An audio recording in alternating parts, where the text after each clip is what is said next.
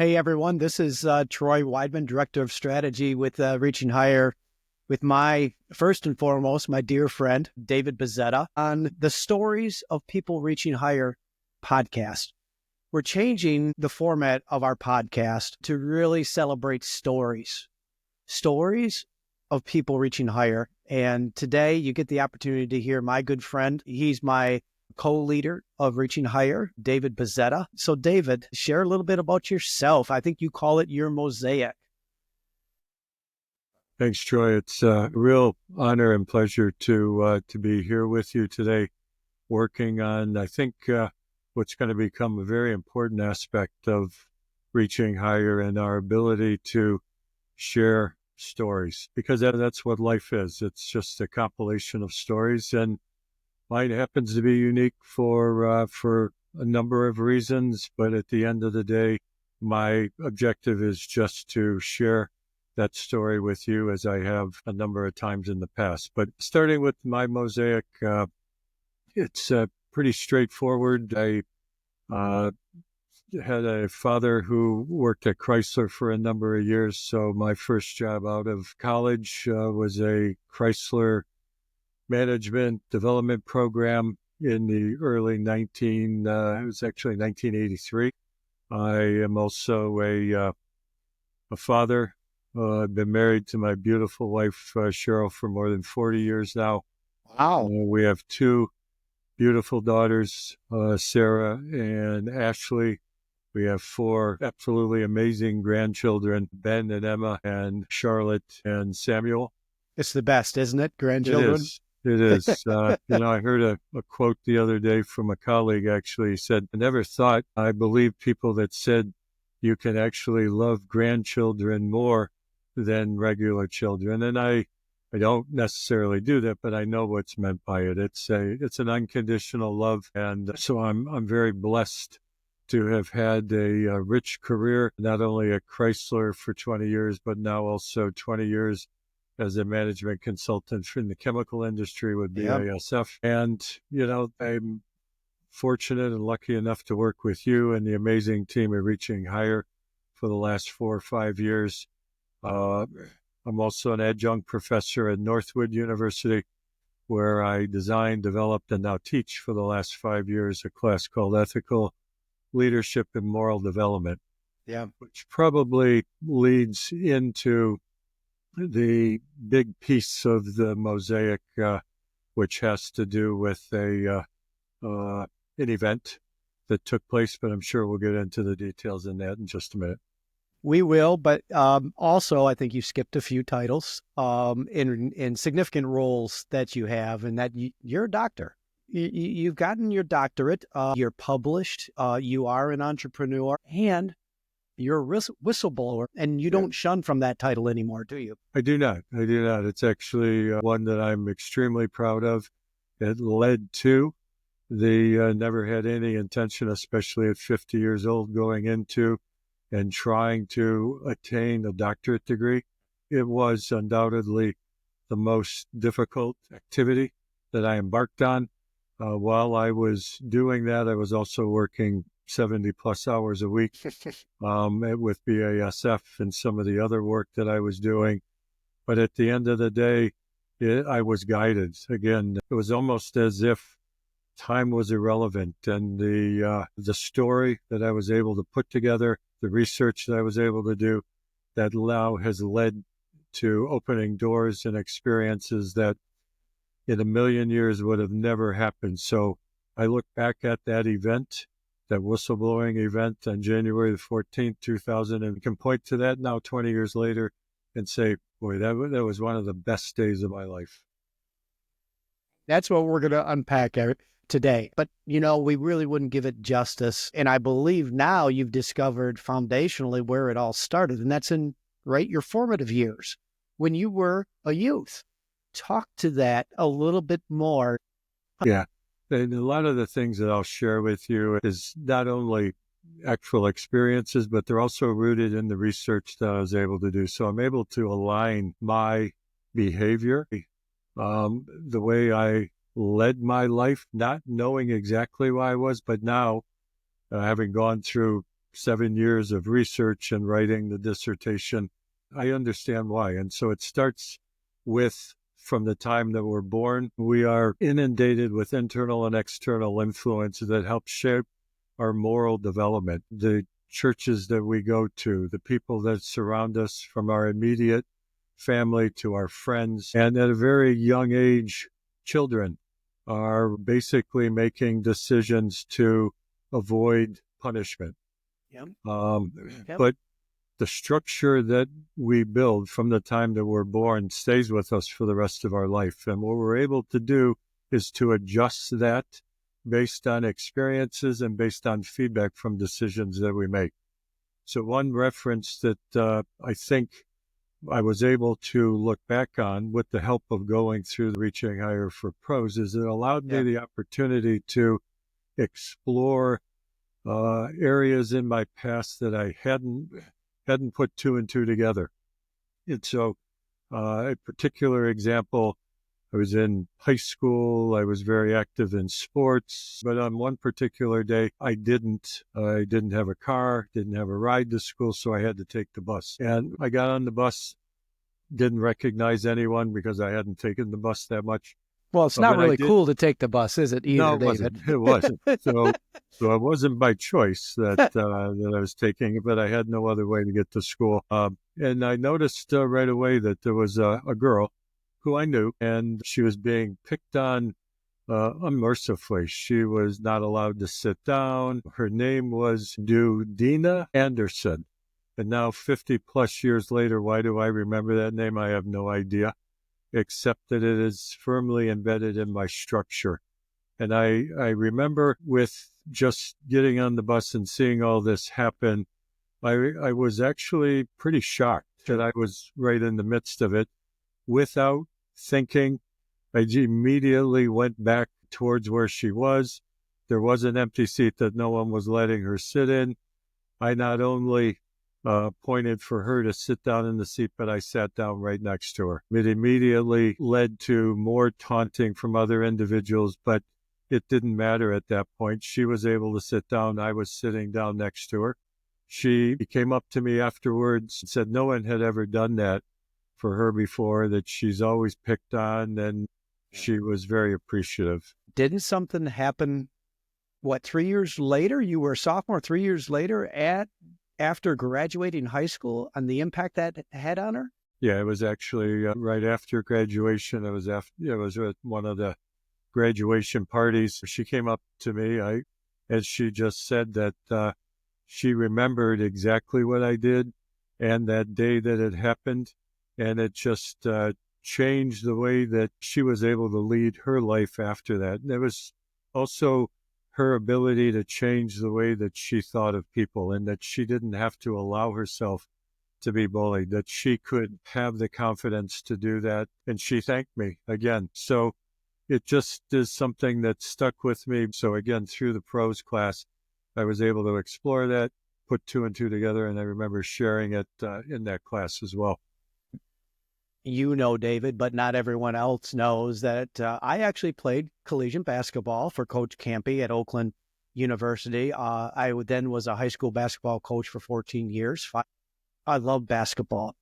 And you have another formative story that happened when you played basketball. I believe you were a senior, but you were all conference. You were actually getting recruited by Michigan State, and you made a decision about basketball and about education.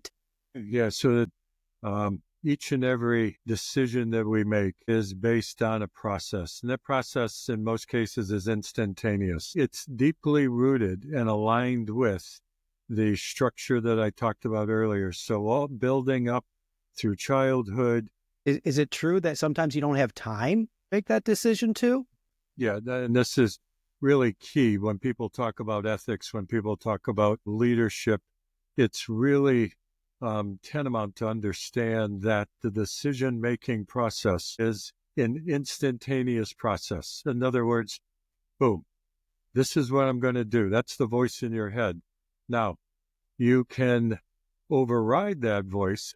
People do override that instantaneous voice by saying, whoa, whoa, whoa. wait a minute, this is what's going to happen. The tsunami of personal consequences becomes instantly apparent.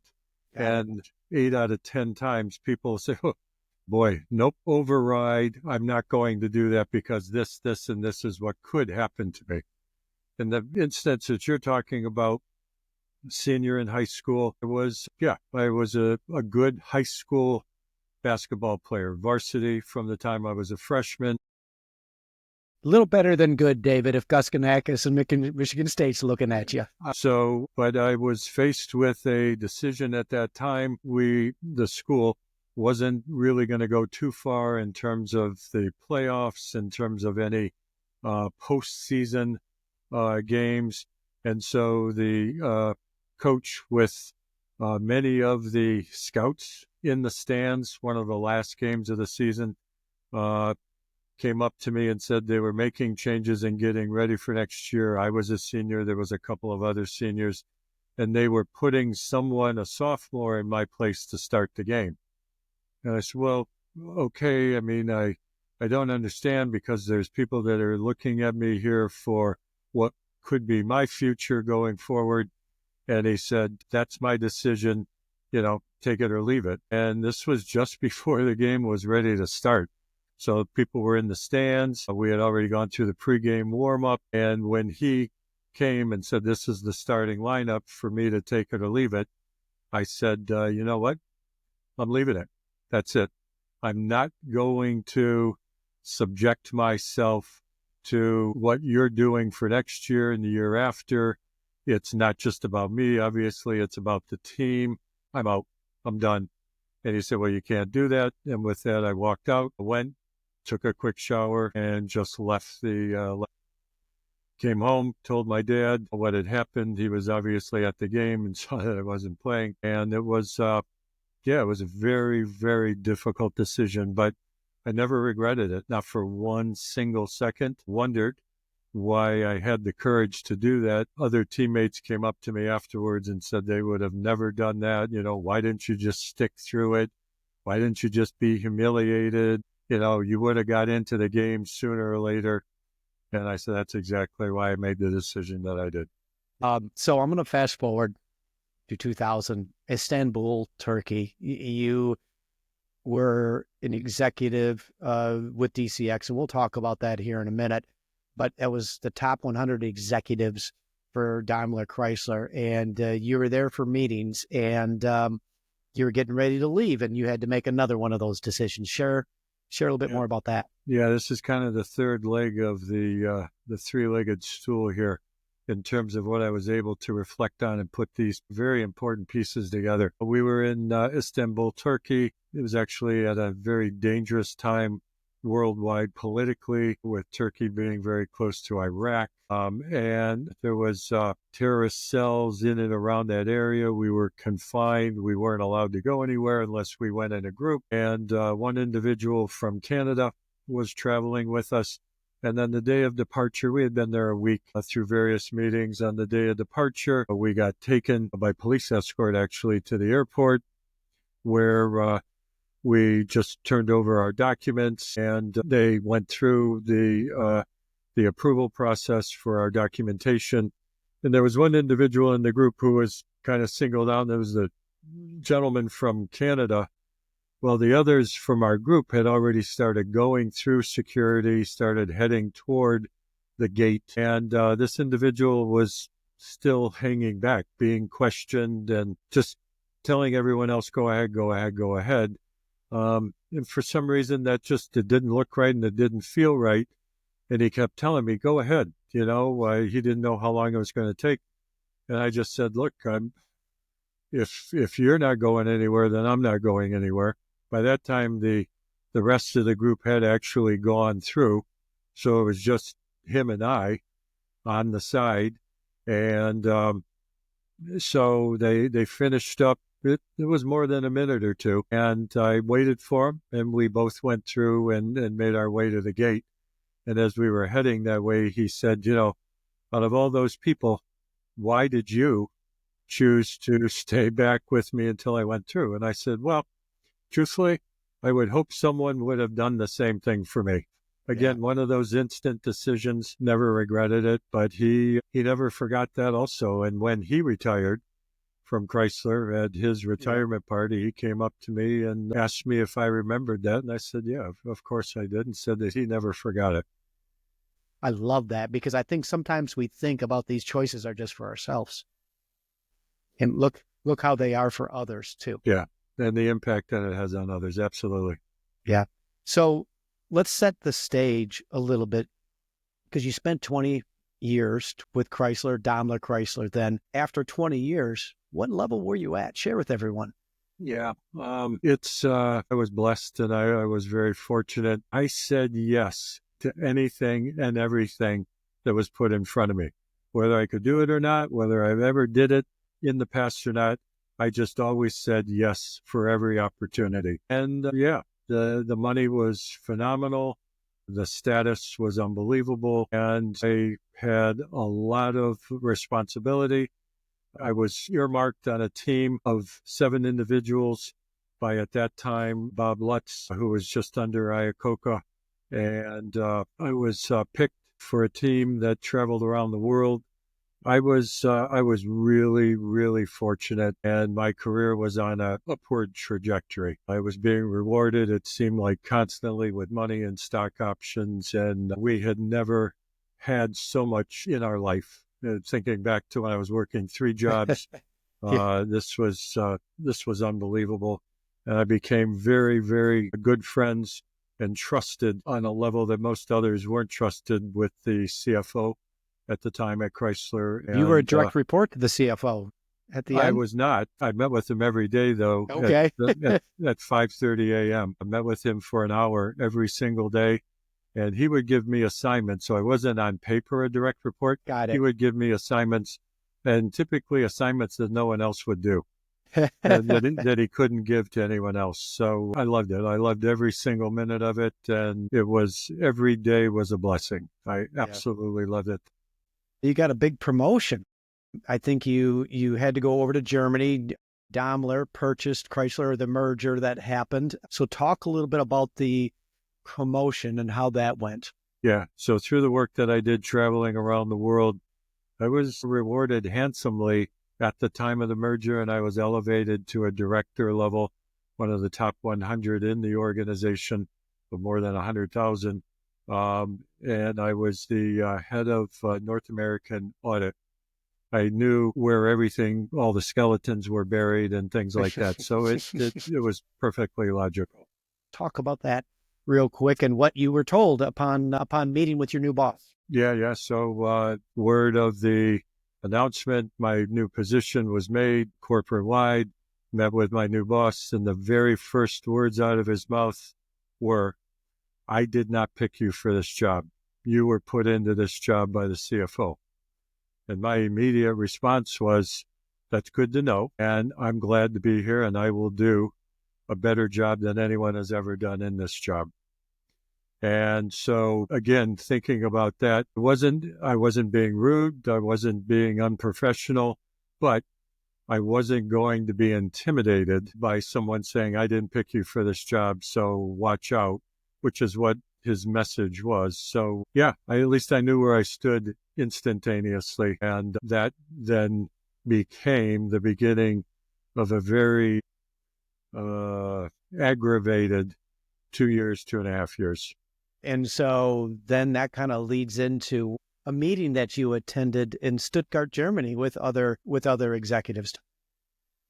This meeting in Germany then was the gathering of the top audit officials worldwide in Germany, compare notes, best practices. So you had the team from Asia, the team from North America, number of presentations, and the very high-level individuals from the parent company in Germany, including the CFO of Daimler at that time. And they were making a presentation on these secret bank accounts that were used. They called them special accounts that were used to pay government officials to help subsidize, quicken the import of Mercedes vehicles in any country in the world.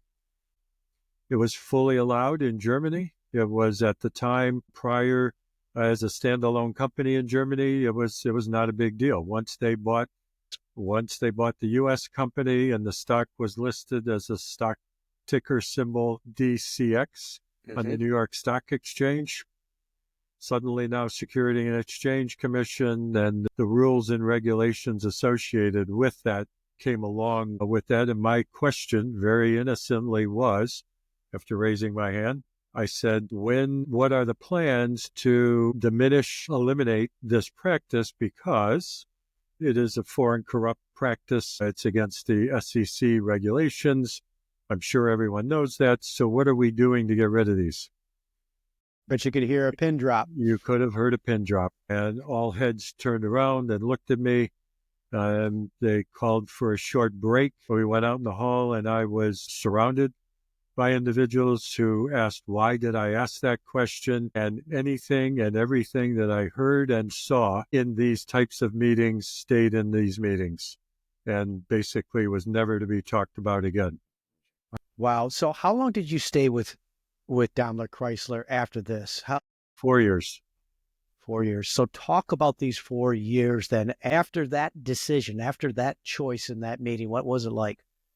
I knew that something was not right. And I knew before we even got on the plane in Germany to head back. I had been talked to. I had been told how disappointed they were that the boss that didn't want me there in the first place from the United States had separate meetings with the Germans to tell them how bad I was, how I was not a team player, really just made up things to pile on at that point and support a level of doubt that perhaps was minuscule at that time by the Germans, but he just added fuel to the fire. And it became 4 years on, not occasionally, but on almost a daily basis of threats, of embarrassments. I was up for additional obvious promotions, and those were circumvented by individuals who weren't even in the area. They were like plucked out of left field and brought in above me for those promotions, which led to more questions. So there was an environment, a surroundings. I was walking on a daily basis in an environment where people were questioning me, were questioning what I was doing. Why are they treating you like this? What are you doing wrong? Yeah. Why don't you just keep your mouth shut? Why don't you go along with whatever they say? And I'll tell you, Troy, it strengthened and continued to solidify the confidence that I had in exactly what I was doing. And so when individuals would come in, I was relinquished to literally a broom closet, taken out of my normal office, moved into a very, very small area, and they would come in, they would threaten me. I was going to be fired. I was going to be demoted. I was going to lose everything. I was only there because I was being protected by the CFO. And that happened almost on a daily basis, weekly basis for sure, for 4 years. David, you had no regrets during that whole time? No, not one whatsoever. If anything, like I said, it made me go even further and deeper, continuing with the 5:30 a.m. meetings with the CFO. And at that point, then it was, here's an audit report that you're never going to see, because each and every time I turned in an audit report, it was torn up in front of me in many occasions. So I would give the CFO a copy of a version that would never be shown and say, this is what's really going on. And even coming back from Germany, we met immediately afterwards, and I said, there's some really odd things going on. And he told me to handwrite everything verbatim of exactly that session, who said what and when. Do not put it in an email, handwrite it, which ended up being 4 pages, which I did, and I gave to him right after that. Wow. So 4 years later, the CFO retires. 5 days after he retired, he knew he was going to Kmart as a CFO then. I knew he was going to Kmart as a CFO. He told me to be careful. He told me that, they would come after me, but he thought he would have enough time to give me a heads up and to get me out of there and get me over to Kmart beforehand. And that didn't happen. 5 days after he left, I was approached in my office by security and by one of the VPs at that time who just said they were making some changes and I was not part of the change. 5 days. 5 days. And I said, okay, yeah, I know exactly what that means. So I was escorted out. I wasn't able to take anything and got in the car, started driving. And I called Cheryl and said I was just fired. And she said she was proud of what I did and she was glad at the decision that I made. And you know what? Honestly, that's all I needed to hear. Was I devastated? Yeah. Did it mean the loss of $500,000 of bonuses and compensations and stock options in the tens of thousands? Absolutely. Everything in an instant was taken away. My life changed at the snap of a finger with that event and then with the decision that I made immediately afterwards. I want to pause there for a second because we never really talked about this, and we've talked about this story a couple of times. She made an immediate positive life choice instantaneously in that response to you. What did that do for you? Well, it did two things right away. First of all, it solidified the fact, the reason why I married her and the reason why we each took a vow to each other to support each other no matter what. Beautiful. The other side of that coin could have been her saying, what the hell did you do? Look at what that means to us. How are we going to get our money? We have 2 kids in college. She didn't say that. And that meant the world to me because then together we found the legal team and started the next steps. Yeah. So that's what I'd like you to share next, because I'm just floored by the persecution, by the attacks, and what you had to endure even in the press. Talk about that a little bit, David. Yeah, so just some quick context. So leading up to that, so this would have been maybe 6 months prior to the termination. We were getting threats at home, notes in the mailbox saying, we know your daughter goes to Michigan State. Be careful what you say. Be careful who you talk to. So I knew exactly that they knew what I had told the CFO. They knew the handwritten note that I had given him. They knew that I knew about the secret bank accounts, plus many, many, many other examples. We worked for a period of time, decided that the government needed to get involved right away. So the Department of Justice and the Securities and Exchange Council came into Detroit on 2 meetings to meet me, to hear the story. And after the second meeting, they agreed that this was something that they were going to pursue against DaimlerChrysler under the Foreign Corrupt Practices Act. They, in the news, immediately following that announcement, the company said that I was a frustrated employee. I was just lashing out, no merit behind my accusations, anything to diminish and tarnish my career even further.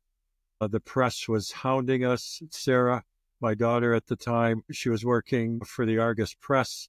She was the managing editor at the Argus Press, the newspaper up in Lansing. She was getting wires over the Associated Press every day saying, here's another leak. Here's another story that the company's putting out. She would call home in tears saying, you're not going to like this, but this is going to be in the Detroit News today. This is going to be on CNN. This is going to be in the Wall Street Journal. Instantly, the story went global, and we had a hard time leaving the house, going in the neighborhood, going to local restaurants, people who know who we were. It was just a very uncomfortable time. And there was this period of time that was immediately after the announcement till getting all the ducks in a row and getting the legal team in place and the back and forth in the press. It was very, very difficult. But even more than that, David, you couldn't get a job. You were out of a job and no one would hire you because of this taking place. Is that correct? People wouldn't even talk to me, let alone interview me. I was at the lowest point in my life, absolutely the lowest point in my life. I had called my uncle who lived in Florida at the time and said, you know what, we have no money, have no way of even getting money. All of our assets were frozen. They were not paying me any of the salary that I was owed, any of the bonuses that I was owed, any of the stock options. Everything was frozen. And I said, we don't have any money. I'll come down to Florida. I'll paint mobile homes with you just to get money to send home. And it was at that time that I remember going into the living room and just looking up and saying, you know what, God, not sure what to do now. So help me out. Give me some direction on this one because I'm at a loss. And I remember it to this day. Was immediately called by Walsh College and invited into the doctorate program at that time by the president of the college, who invited me to breakfast, wanted to hear the whole story. And he said, you have to be part of this group. You have to tell your story that way. I was approached by many sources to do the kiss and tell. Here's what happened. Here's all the dirt. Here's all the, and I didn't want to do that either. That's not why I was in it. It didn't feel like that was what I was being called to do. Yeah. I was being called to find out more about it, to research it, to take those next steps. I didn't understand it at the time, but that's what led to the pursuit of the doctorate degree and the research and the writing of the dissertation as I did. David, I just appreciate you and the humble man that you are, but the man with resolve and who's about justice. So I'm honored to serve Reaching Higher and serve people and organizations with you here. But let's move forward then, because there's a good end to it, right? Yeah. I think it was 2005 you were vindicated? Yeah, 2005, after months and months of the Department of Justice and the SEC going back and forth to Germany, looking at all the books. Yeah, there was absolutely corruption, much deeper than even the secret bank accounts. They participated in a program in which they were giving Iraq vehicles, sending money to Iraq during a period of time where that was not allowed. That was unsanctioned. It was against government policy. So the point is, I was completely vindicated, and there was a $184 million indictment served against, penalty and fine served against the company because of the work that I did with them, because of the documents that I provided to them. So I was fully vindicated, and life did go on. I was hired then at Kmart for a short period of time before they went bankrupt again. Most importantly, it led me down the path. I was able to get into the chemical industry as a consultant. Fascinating work. Everything that I learned in the automotive industry, copy and paste in the chemical industry for the last 20 years.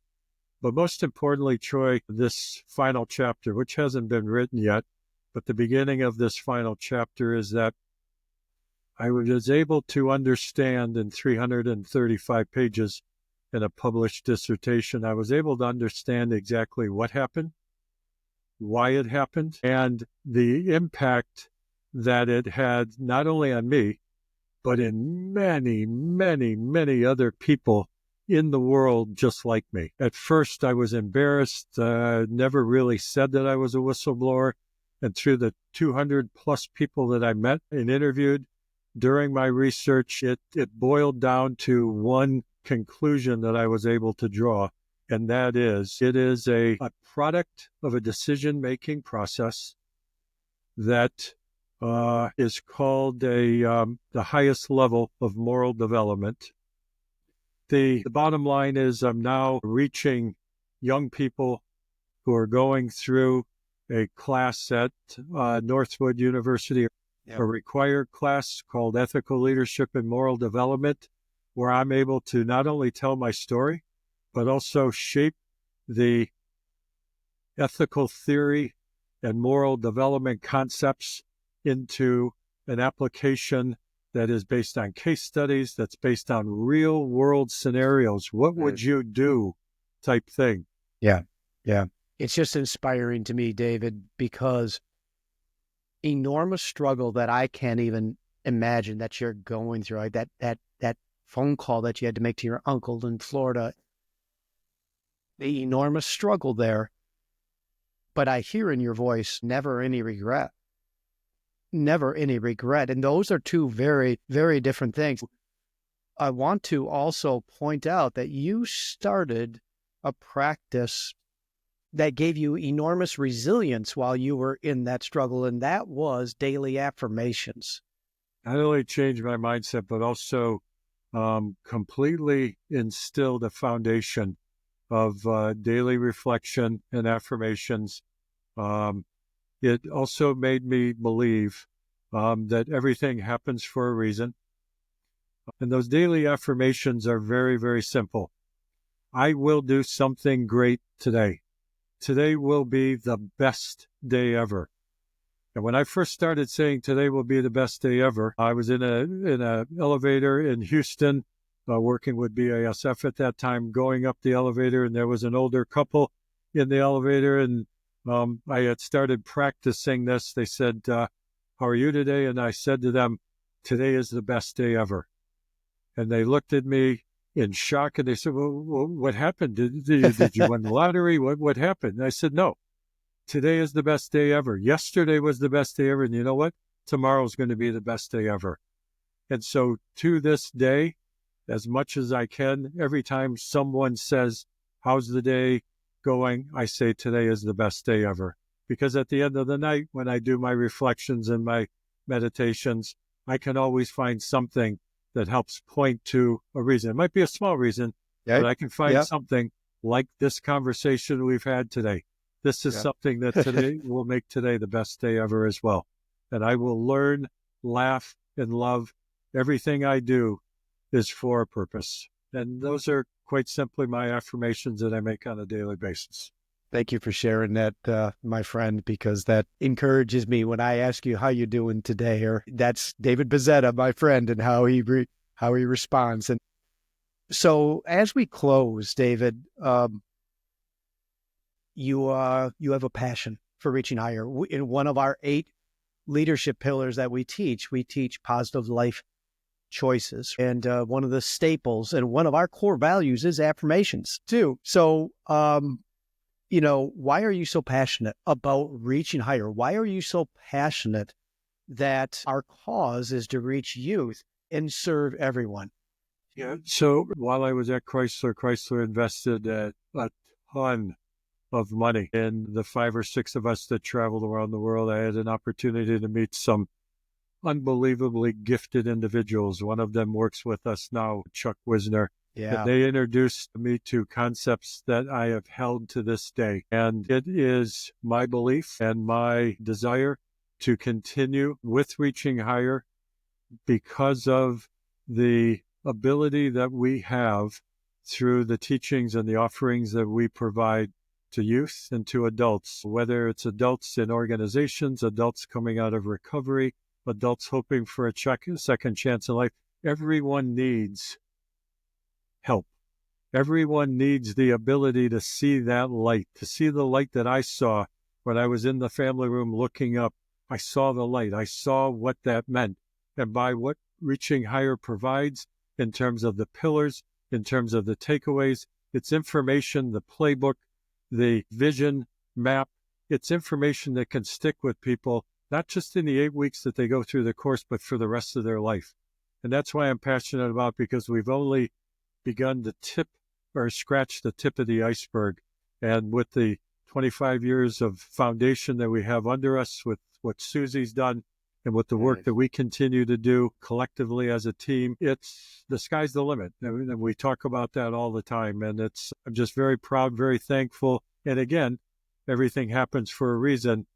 I would not be with Reaching Higher had that event not happened at Chrysler in 2004. I would have never met Susan Dooley. I would have never had the opportunity to work with and meet Susie and everyone else in the organization. So I'm eternally grateful and eternally thankful for you, for the work that the organization allows me to continue to do. Well, you're impacting lives, and I like to say, no matter where you're at on the Reaching Higher ladder, these pillars will take you to the next rung. It will help you reach higher. It will help you better your best, as Joe Bruce would say. And David, because you're with Reaching Higher, we're impacting lives, and we're helping organizations be successful, and I thank you.